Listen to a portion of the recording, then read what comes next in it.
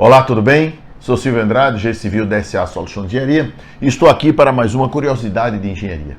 Neste vídeo, vou falar sobre os desafios de engenharia para construir o Cristo Redentor. Mas antes, vamos à nossa vida.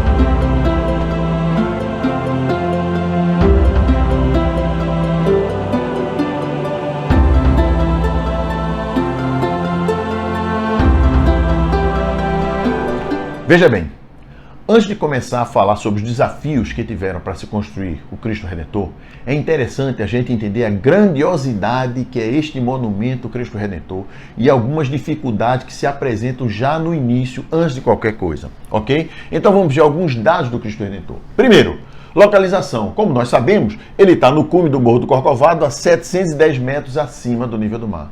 Perceba que até hoje seria muito complicado construir um monumento daquele ali no cume do Morro do Corcovado. Você tem pouco espaço para canteiro, você tem um acesso muito íngreme, você tem várias situações que complicam muito a execução de qualquer tipo de obra lá em cima do Corcovado. Tá? Segundo, altura do pedestal, 8 metros. Altura da estátua, 30 metros. Altura da cabeça, 3,75 metros. Comprimento da mão, 3,20 metros. Peso da cabeça, 30 toneladas. Imagine você construir uma cabeça de 30 toneladas lá embaixo e subir para colocar aproximadamente 38 metros de altura. Peso de cada mão, 8 toneladas. Peso de cada braço, 57 toneladas. Peso total da estátua, 1.145 toneladas. E distância entre os extremos, 30 metros. É óbvio, nossos braços abertos têm o mesmo comprimento da nossa altura. Tá? Essa obra ela foi idealizada já há algum tempo atrás e foi feita uma licitação, tá? Uma espécie de uma licitação onde vários engenheiros fizeram os desenhos, fizeram o esboço, tá? E foi feito e a pessoa que ganhou, nós vamos falar um pouco mais na frente, ganhou em 1921, ou seja, ela foi escolhida para executar, para ela ter o projeto do Cristo Redentor. Tá? Agora, a pedra fundamental, até para chamar a atenção, foi em 1922. Agora, o início real da obra foi em 1926. E a sua inauguração em 12 de outubro de 1931. Então você veja que de 21 a 26 são 5 anos tendo um planejamento, um projeto para poder executar a obra do Cristo Redentor. Tá? Então veja, então é importante agora a gente ver o quê? Quais são os principais envolvidos na construção do Cristo Redentor. Então esse engenheiro que em 1921 ganhou a licitação, que ganhou para executar o projeto do Cristo Redentor, foi o engenheiro Heitor da Silva Costa. Então, de 1921 a 1923, ele começou a estudar o projeto e com o auxílio de um gravurista, o Carlos Oswald, que começou a fazer os esboços do projeto dele. E aí, ele já começou a pensar nos materiais e também nas dimensões que deveria ter essa estrutura lá em cima do Corcovado, tá? Em 1924, ele foi para a França para conseguir o quê? Conseguir alguém para fazer a maquete, alguém para fazer pegar os desenhos e transformar em maquete, e também o calculista para a estrutura. Então ele pegou o escultor Paul Landowski, tá? Que é um francês, da Polônia, né? Um polonês, francês polonês, tá? Ele era da Polônia, mas morou sempre na França, o pai foi para a França logo cedo. E também o engenheiro calculista Albert Cacot. Então, esses foram praticamente os 4 que levaram. Claro, uma obra não é somente isso, mas como a gente é mais o projeto, o cálculo, a parte da maquete e os desenhos, então esses foram que eu consegui angariar aqui na história, tá? Agora, teve uns anônimos importantíssimos na execução do Cristo Redentor.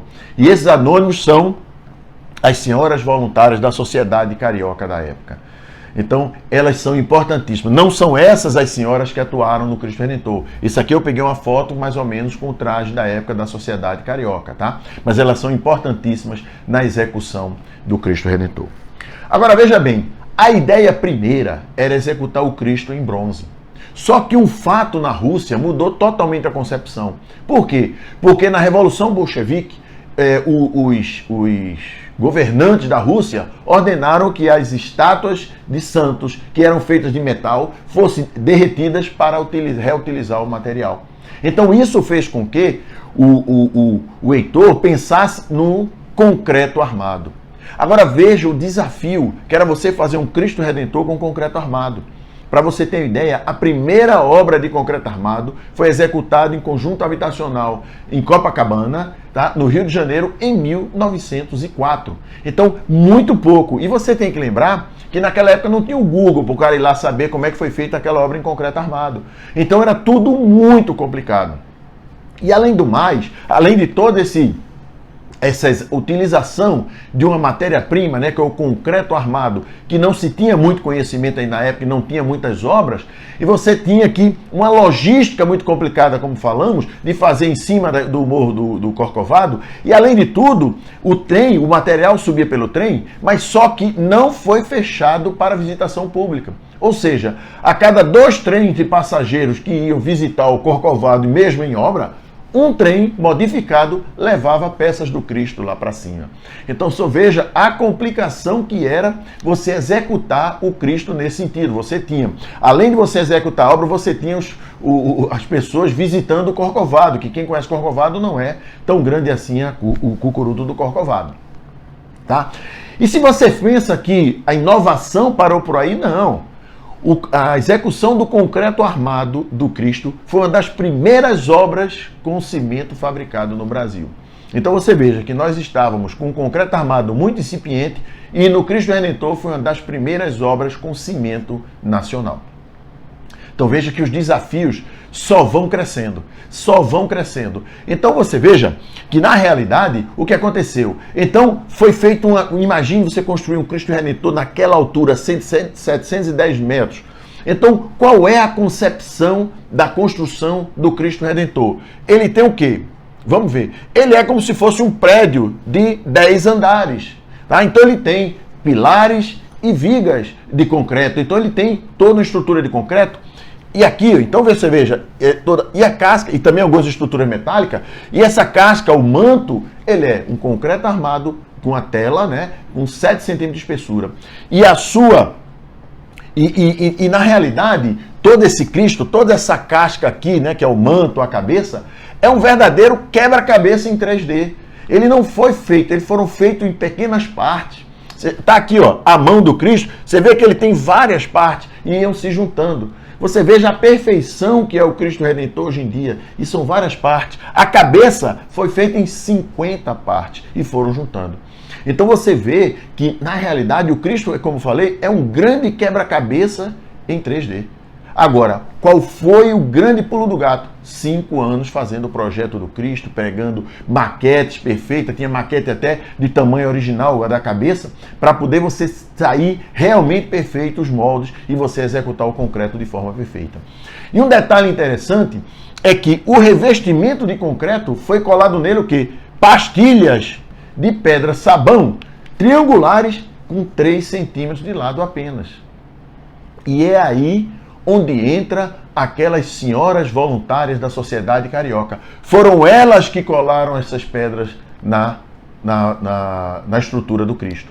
Tá? Então foram essas mulheres, imaginou os funcionários trabalhando e as mulheres da sociedade colando todas essas pastilhas. Milhões e milhões de pastilhas para colocar em todo o Cristo Redentor.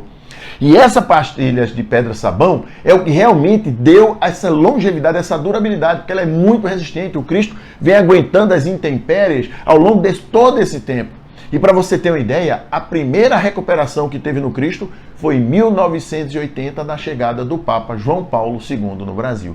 Então você veja que uma estrutura de concreto armado, executada lá em cima, que foi projetada para ventos de 200 km por hora, claro que não chega a 200 km por hora, mas foi projetada para ventos de 200 km por hora, ela está lá em cima, passou de 1931, antes de 31, né, porque a inauguração é 31, até 1980 para sofrer o primeiro reparo para a chegada do Papa João Paulo II, tá?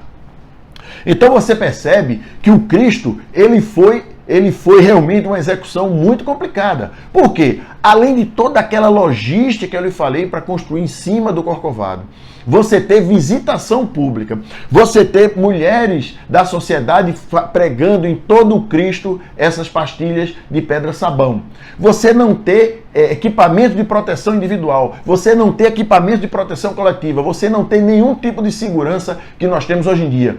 Durar uma obra 5 anos e não teve nenhum acidente com óbito. Não tem nenhuma história de acidente com óbito na construção do Cristo Redentor. Então você veja que é uma coisa que parece uma coisa de Deus realmente, que Deus é brasileiro, porque uma obra dessa não teve nenhuma morte na execução dessa obra.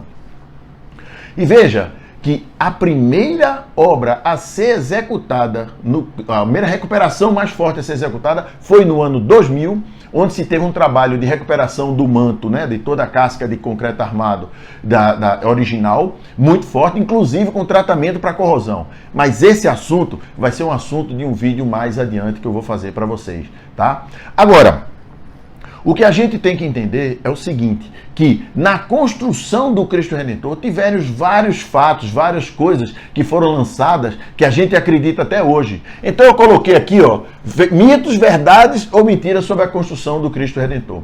Então vamos lá primeiro. O Cristo foi construído com doações da França. Falso. O Cristo, na realidade, a partir de 1923, houve uma grande campanha nacional de arrecadação de fundos para a obra. Existiu um grande engajamento.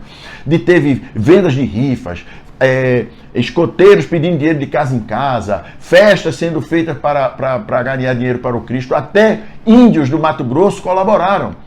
Foram 10 anos fazendo essa arrecadação de dinheiro e conseguiu juntar a preço de hoje 9 milhões de reais. Então não teve nada de prêmio de dinheiro vindo da França. Segundo, o Cristo foi um presente do governo francês. Também não tem nada disso. Alguns franceses foram contratados para a execução do Cristo. O Cristo teve participação na França, essa de maquete e de tudo mais, mas não teve nenhuma doação de governo francês para a execução do Cristo Redentor. Terceiro, o Cristo foi feito na França e trazido para o Brasil. Também é falso. O Cristo foi todo moldado no próprio Corcovado. Então não tem nada que o Cristo veio de presente da França para o Brasil, para o Rio de Janeiro. Quarto, na inauguração, em 12 de outubro de 31, a iluminação foi acionada na Itália pelo cientista Guglielmo Marconi, né, que inventou o telégrafo, e através de um sinal elétrico que seria captado por uma torre de Jacarepaguá. Também é falso. Seria verdadeiro, mas infelizmente, devido ao mau tempo, o contato foi impossibilitado e a iluminação foi acionada pelo soldado Gustavo Corsão. Então você veja que o Cristo Redentor realmente foi uma obra que hoje seria muito difícil de fazer. Imagine na época que ele foi feito. Claro que hoje nós não levaríamos 5 anos para executar, como também não levaríamos 5 anos para projetar. Por isso que você vê, esse projeto do Cristo, ele foi realmente encaixando peças por peça desse quebra-cabeça e ficou uma obra perfeita. Quando você chega lá, você não percebe que ele foi feito de quebra-cabeça. Claro que também tem a pedra-sabão que cobriu todas as interfaces entre uma peça e outra. Agora veja, que é como eu digo a você, essa obra foi executada com um insumo, que era o concreto, que não era de muito conhecimento na época no Brasil. E além de tudo, com cimento, primeira vez o cimento produzido no Brasil. Então você veja que qual é a grande diferença que ocorreu no Cristo Redentor, que em muitas das nossas obras não ocorre. Uma execução bem feita. É o cuidado em todas as etapas da execução. Então é o que eu digo sempre, a execução da estrutura de concreto armado, ela está nos dando como um efeito colateral, patologias e um gasto desnecessário de dinheiro. Então você veja que estes defeitos que estão sendo perpetuados, que a gente não olha os detalhes, a gente está jogando dinheiro pelo ralo. Tá? Então é importante que a gente entenda que não adianta, como eu sempre falo, um concreto maravilhoso se a gente não executa de forma correta. Então, como eu digo, isso é de suma importância para que a gente comece a ter uma engenharia civil, uma estrutura de concreto cada vez melhor no nosso Brasil. Veja bem, era isso que eu queria falar para você sobre essas dificuldades para executar o Cristo Redentor na época, no início do século passado. Se você gostou, por gentileza, curta, compartilhe. Se você ainda não é cadastrado no canal, se cadastre, ajude o canal a crescer. Ative o sininho. Todos os dias, de segunda a sexta-feira, às 15 horas de Brasília, um novo vídeo entra. E se você quiser dar uma olhada no nosso curso de engenharia.com, aqui embaixo na descrição do vídeo está o link para você ver o vídeo e entender tudo que a gente está oferecendo para você, ok? No próximo, vamos falar nos ensaios e testes da engenharia civil. Aguardo você lá. Um abraço.